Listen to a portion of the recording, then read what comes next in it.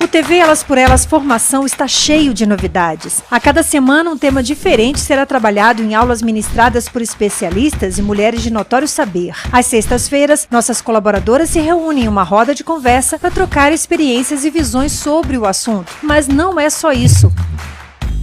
Como você já sabe, o objetivo do nosso programa é preparar e formar mulheres para a disputa política. Por isso, convidamos companheiras de todos os cantos do país para compartilhar suas histórias e trajetórias com a gente. Então anota aí, de segunda a sexta, a partir das 4 da tarde, tem TV Elas por Elas Formação na TV PT.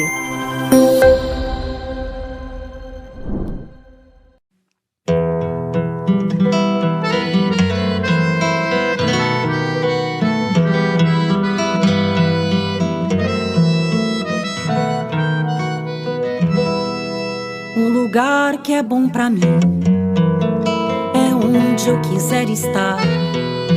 A estrela ainda brilha, ela é quem vai me guiar. Ser guerreira é minha sina, batalhando pra vencer. Tenho voz pra ser ouvida, tenho sonhos pra viver. Não vão mais conseguir me anular, me calar. Ninguém vai me impedir de cantar e lutar. Seja em casa, no campo, na rua ou na praça. Chega de mordaça, agora eu vou falar. Porque eu sou mulher pra fazer acontecer. Eu sou uma delas, são elas por elas, ocupando os espaços de poder. O tema desta semana é Mulheres e Ruralidades, e quem preparou a aula de hoje foi a gestora pública Célia Watanabe. Boa tarde a todos vocês, em especial boa tarde a todas as mulheres que estão acompanhando a programação da TV Elas por Elas. Meu nome é Célia Watanabe, sou educadora popular, sou graduada em letras, mestre em gestão de políticas públicas. Tenho uma trajetória de atuação no serviço público, fui diretora de políticas para mulheres rurais e quilombolas no extinto MDA, Ministério do Desenvolvimento Agrário, durante o segundo mandato da presidenta Dilma, mandato este que foi abreviado em função do golpe, e também gestora da Bahia Ter, órgão de assistência técnica e extensão rural voltado para o atendimento da agricultura familiar no governo do estado da Bahia. Hoje nós vamos conversar sobre as políticas públicas para as mulheres do campo, das águas e das florestas. Trazer alguns apontamentos históricos de constituição de programas e políticas até os desafios que enfrentamos na atualidade. Para entendermos melhor esse tema, é necessário levarmos em consideração que vivemos em um país onde a diversidade impera. A diversidade dos povos, suas tradições, da cultura, da política, do modo de organização para produzir interação com a natureza, das relações sociais que se estabelecem.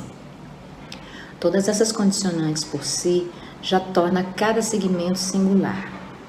Do ponto de vista da organização das mulheres do campo, das águas e das florestas, no entanto, importava e importa identificar o que as unifica, o que as une na luta.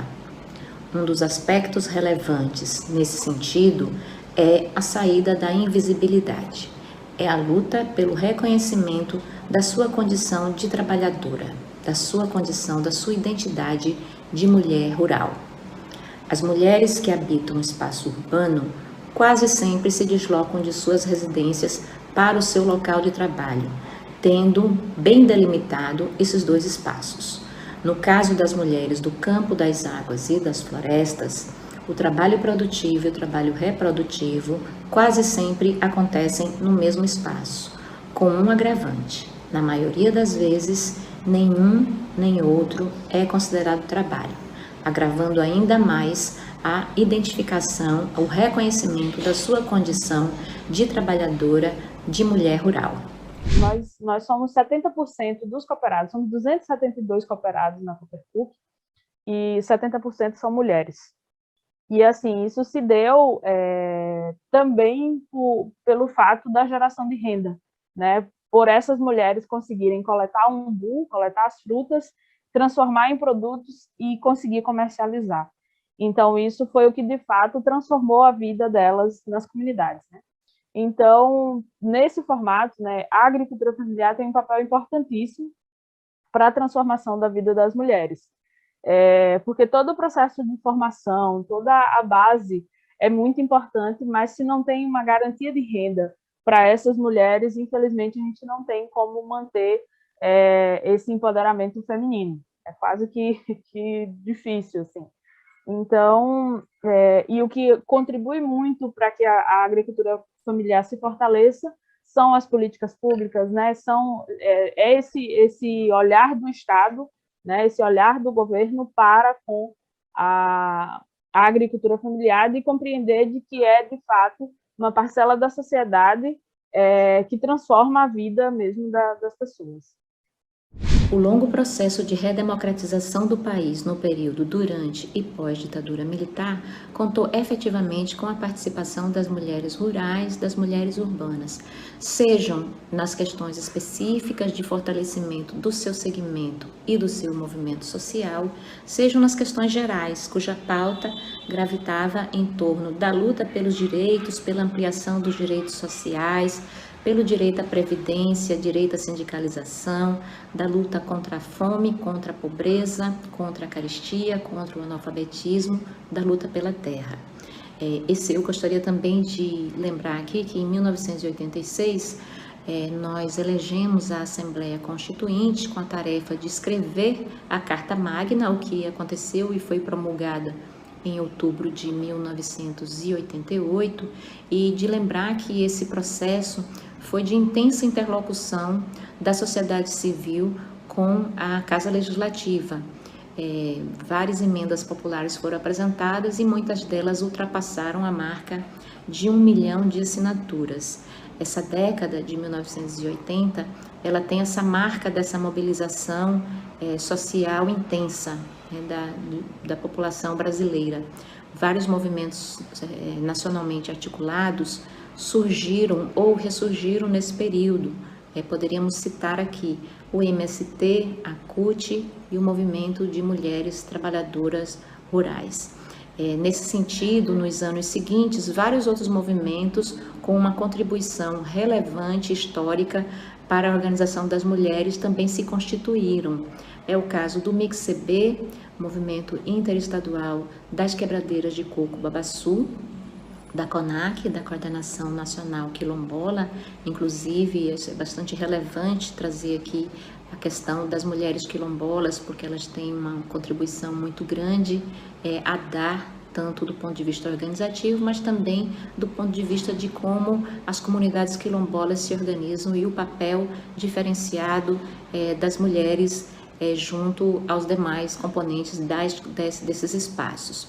Também o movimento de mulheres camponesas, o movimento de pequenos agricultores, o MPA, o movimento camponês popular, a FETRAF, enfim, um conjunto de movimentos que constituem esse processo e que muitas de vocês que nos acompanham aqui vão se identificar como participantes de um deles ou de articuladoras de um deles, ou até mesmo muito próximas, né, e se aproximando, enfim. Eu acho que do ponto de vista da organização histórica das mulheres, nós não poderíamos trazer nada que não fosse, que não tivesse essa marca da importância da organização nesses espaços. Uma outra questão, e aí vai muito mais voltado para os movimentos gerais, é que mesmo as mulheres tendo essa participação ativa, afinal de contas, nós somos a metade da população brasileira e que, se olharmos para o campo, as águas e as florestas, representamos quase a metade, em torno de 47% dessa população é composta por mulheres, mas ainda é desvantajosa a questão da representatividade dos segmentos. As mulheres acabam ficando em um segundo plano, né? Mas esse cenário tem mudado. Então, eu queria relembrar, né, e pontuar a importância que foi o Partido dos Trabalhadores iniciar o debate da participação das mulheres. Então, o final dessa década de 1980 e o começo da seguinte traz esse conteúdo para a agenda do partido. Então, em 1991, o PT aprovou a cota de 30% de participação das mulheres em todas as instâncias e em 2011 aprovou a sua paridade.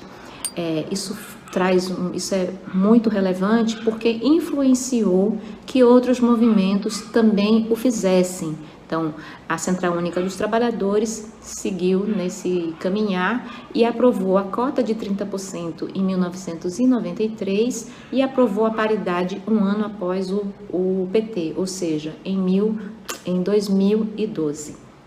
Vários outros movimentos, vários outros espaços também fizeram essa discussão, também aprovaram como um regramento de funcionamento da instância a participação das mulheres. Inclusive, boa parte dessas estruturas tem aí a sua secretaria de mulheres atuantes. Isso é importante a gente sempre trazer porque, de uma maneira geral, nós somos subrepresentadas. Então, se olharmos hoje para o Congresso Nacional, ocupamos apenas 15% das cadeiras. Então, a gente ainda tem um parlamento extremamente machista. E por isso é importante que as iniciativas como essa venham a fazer avançar a participação das mulheres em todos os espaços. Nesse caminhar, incorporamos a política pública na agenda do país.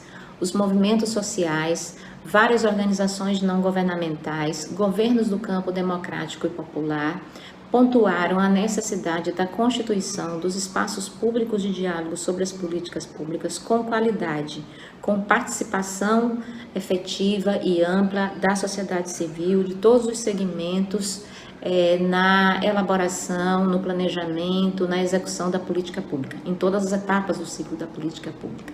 E também no controle social, que acho que é um dos aspectos mais importantes, né, que é esse acompanhamento, monitoramento e fiscalização das políticas públicas. Então, nesse período, vários conselhos de políticas públicas foram criados, à exceção do Conselho Nacional dos Direitos da Mulher, que foi criado no período anterior, foi criado em 1985, mas vários outros foram criados também para garantir essa participação, né, para que todos os segmentos pudessem ser ouvidos e pudessem participar na execução das políticas públicas. Do ponto de vista das mulheres, da organização das mulheres do campo, das águas e das florestas, eu gostaria de pontuar que elas já vinham fazendo um longo debate sobre um projeto de desenvolvimento rural sustentável para o país e que percebiam nessa caminhada a necessidade de trazer para a sociedade, para o Brasil, para a população brasileira e também para o conjunto dos movimentos, a importância da valorização do papel da mulher no rural brasileiro. Então, nesse sentido, as organizações, né, promotoras dessa primeira marcha, que foi a CONTAG, a CUT, o Movimento de Mulheres Trabalhadoras Rurais, a UBM, a CNS, se juntaram aí com os apoiadores, né, a SOF, SPLA, a FASE, a Oxfam, Tijupá, e construíram a primeira Marcha das Margaridas. Então, em agosto de 2000, 22 mil mulheres marcharam contra a fome, contra a pobreza e contra a violência sexista. Para que isso acontecesse, foram realizadas várias ações, várias conversas na beira de rio, no sindicato, na associação, nos quintais, várias visitas foram realizadas para que as mulheres pudessem se comprometer, se sentir comprometidas com essa Marcha das Margaridas. Para a maioria dessas mulheres era a primeira vez que elas faziam uma viagem tão longa, né, e logo chegando em Brasília para um movimento tão importante. E várias ações também foram realizadas nos municípios e nos estados como parte da preparação dessa primeira Marcha das Margaridas. A Marcha das Margaridas, ela teve as outras edições em 2003, 2007, 2011, 2015 e a última foi em 2019. Eu me arrisco a dizer que esse é um dos maiores movimentos, se não for o maior movimento, com esse caráter reivindicatório e propositivo de políticas públicas, uma mobilização de massas. Então, a gente teve aí, nas duas últimas edições, 100 mil mulheres marchando em Brasília. E o número de mulheres que participam desse processo é muito maior, por conta das atividades locais que são realizadas. A marcha leva esse nome em homenagem a Margarida Maria Alves, sindicalista de Alagoa Grande, que foi assassinada em 12 de outubro de 1983, aos 50 anos, no auge da sua luta sindical na defesa dos direitos dos trabalhadores assalariados lá no estado da Paraíba, mas uma luta geral, inclusive. Com o passar dos anos, já na segunda marcha, a configuração das parcerias foi se ampliando. Então, você tem aí participando efetivamente na construção das Marchas das Margaridas, além das que iniciaram a primeira marcha, tem o MAMA, Movimento Articulado de Mulheres da Amazônia, o Movimento de Mulheres Camponesas, a ABM, Articulação das Mulheres Brasileiras, a ANA, Articulação Nacional de Agroecologia, enfim. Inclusive, temos também participação de organizações internacionais, como é o caso da Rede LAC, a Rede de Mulheres da América Latina e do Caribe, da Coprofam, uma organização, uma coordenação de organizações de produtores da agricultura familiar no âmbito do Mercosul, e uma coisa também muito significativa foi que as mulheres do campo, das águas e das florestas fizeram uma aliança com as mulheres urbanas para também empreenderem essas marchas, por entender que o que chega para uma, chega para todas. A primeira Marcha das Margaridas, de 2000, não obteve acolhimento por parte do governo federal do então presidente da República, Fernando Henrique Cardoso. As Margaridas trouxeram questões pertinentes ao acesso à terra, a ausência de documentação que as impedia de acessar programas e políticas, mas nada disso prosperou porque não houve uma interlocução pós-marcha. A partir da marcha de 2003, essa forma de diálogo com o governo federal mudou. Já no primeiro mandato do presidente Lula, ele, ouvindo as vozes do campo, das águas e das florestas, redirecionou e ampliou as ações do Ministério do Desenvolvimento Agrário em todas as suas secretarias, com um orçamento compatível a essa ampliação, e criou a Assessoria Especial de Políticas de Gênero, Raça e Etnia, que, por sua vez, essa assessoria criou no ano seguinte o Programa Nacional de Documentação da Trabalhadora Rural. Esse programa emitiu mais de 2 milhões de documentos durante toda a sua existência, durante todo esse período. A assessoria especial, posteriormente, se transformou na Diretoria de Políticas para Mulheres Rurais e Quilombolas. E essa diretoria, além de executar o programa de documentação em parceria em todos os estados brasileiros, atuou na questão da titulação conjunta, a inclusão do nome das mulheres nos títulos de terra, e também tinha um programa de organização social e produtiva das mulheres rurais, um programa que vinha a estimular as iniciativas de produção das mulheres e também a assistência técnica e extensão rural específica, exclusiva para o atendimento das mulheres rurais. Eu queria abrir um parênteses para dizer que alguns estados brasileiros, eu queria aqui destacar o estado da Bahia e o estado do Rio Grande do Norte, também incluíram aí na sua atuação umas chamadas públicas de assistência técnica e extensão rural exclusivo para o atendimento das mulheres. E o estado do Rio Grande do Norte também tem um programa estadual de documentação da trabalhadora rural, porque essa demanda continua vigente, continua necessária, o atendimento a essa demanda continua bastante necessária. Avançamos em alguns sentidos nesse processo ao aprovarmos na primeira Conferência Nacional de ATER, o atendimento de pelo menos 50% de mulheres no público beneficiário da assistência técnica, e essa regra vem sendo seguida por muitos estados. aprovamos também pelo menos 30% de mulheres nas equipes técnicas que vão atuar com o público, com assistência técnica, com a extensão rural. Então, é importante que a gente destaque, né, os aprendizados dessa caminhada da política pública, como nós temos avançado. Eu também queria abrir aqui um espaço para falar das cadernetas agroecológicas.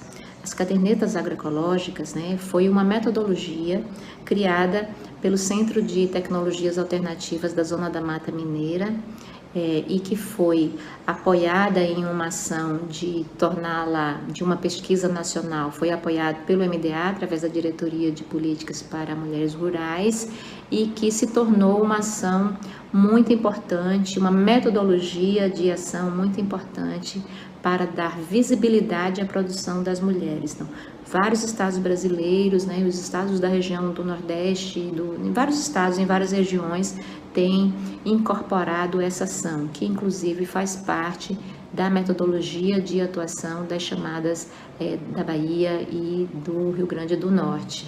Então, acho que é um fato a se comemorar. Para além desses programas, então eu vou citar aqui outros bastante importantes aí para as mulheres do campo das águas e das florestas. Um deles é o de compras públicas, o PAA e o PENAI, né, que beneficiou em largo espectro as mulheres.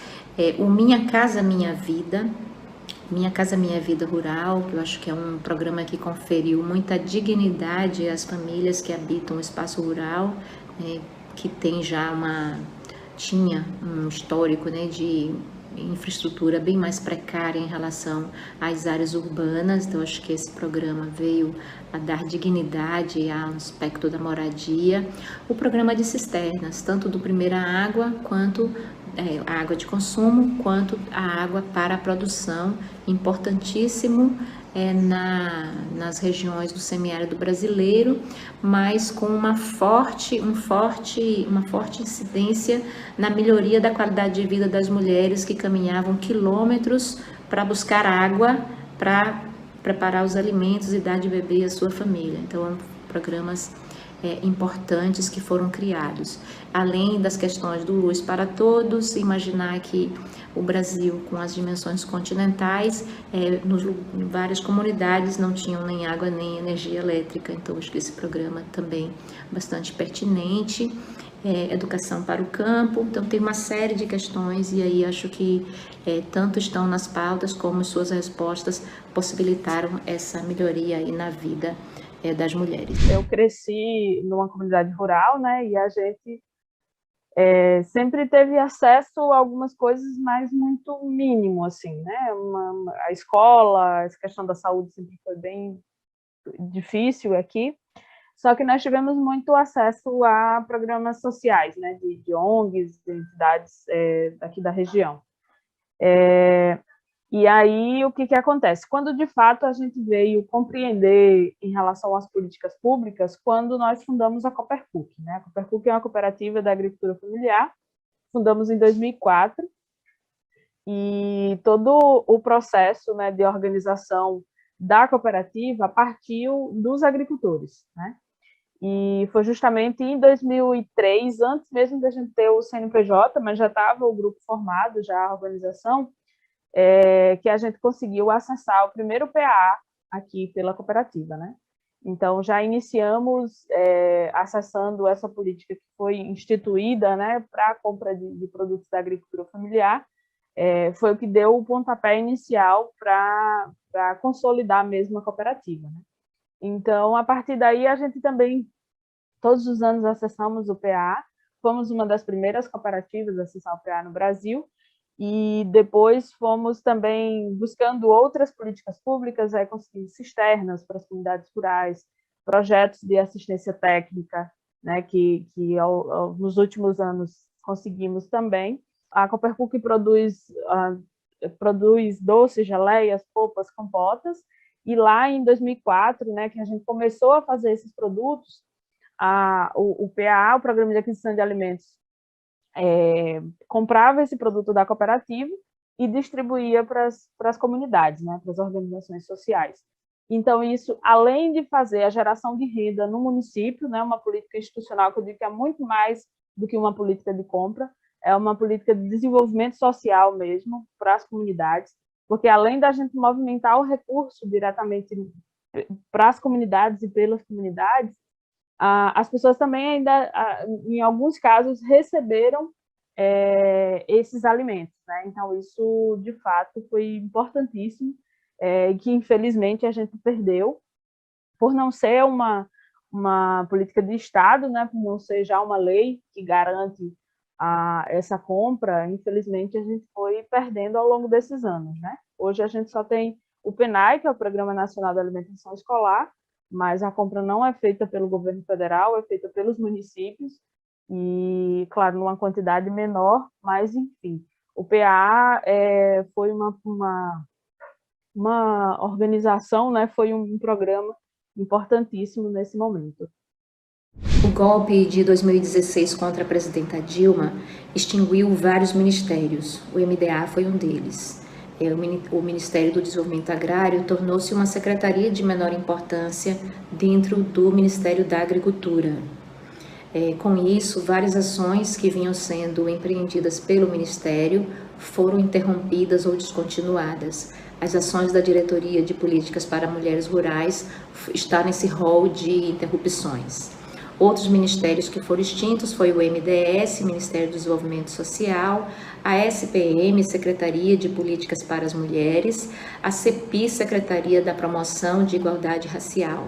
Então, todos esses espaços de governo com forte interlocução com as mulheres do campo, das águas e das florestas. Recentemente, o presidente Bolsonaro extinguiu os espaços de construção das políticas públicas, os conselhos, né? No nosso caso, com muita força aí o CONSEA e o CONDRAF, né? Que tinham uma interlocução direta com essas ações aqui listadas e que são alvo aqui de nossa conversa relacionadas às políticas públicas.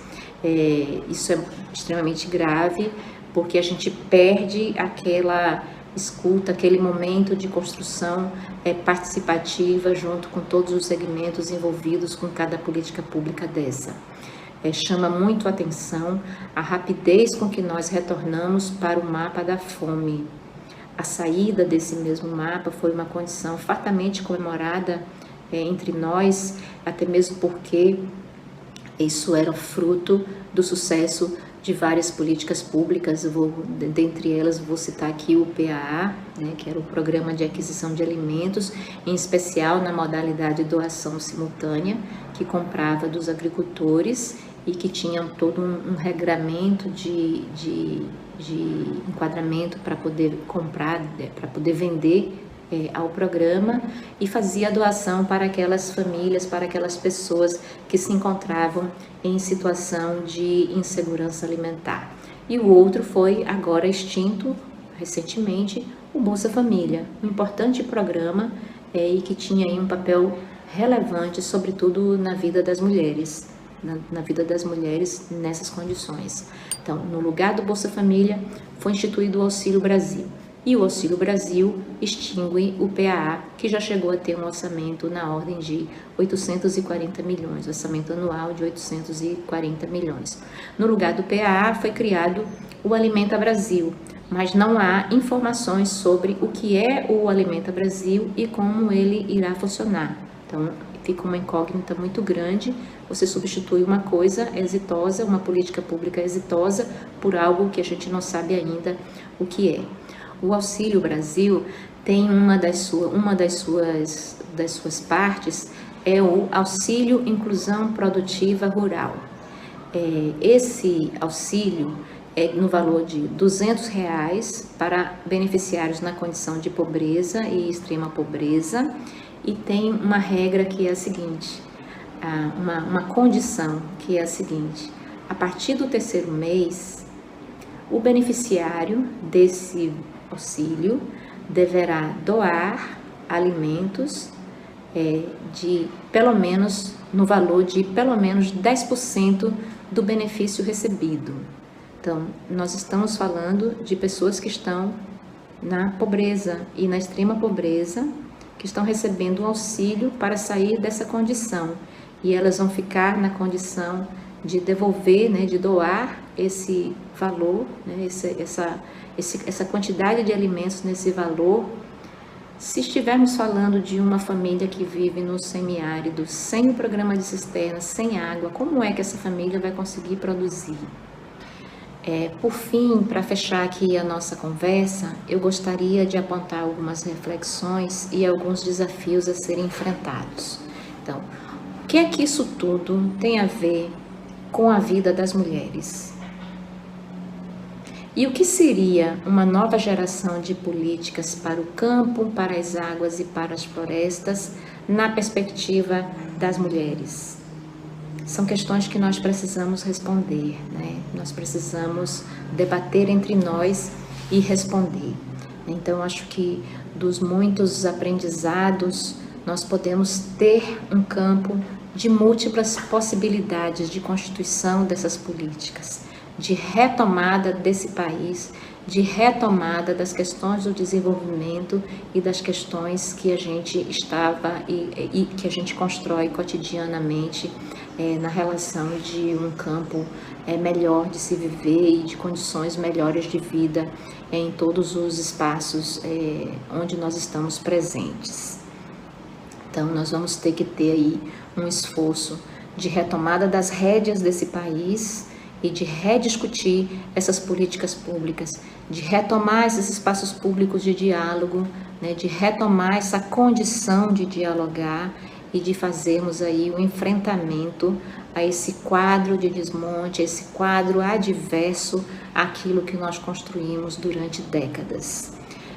Nós precisamos ter mais mulheres ocupando esses espaços, sobretudo os espaços da política. Precisamos ter mais mulheres candidatas, mais mulheres eleitas e precisamos ter aí uma condição muito mais favorável. Nós precisamos construir essa condição favorável para que essas transformações venham, sobretudo, pelas mãos das mulheres.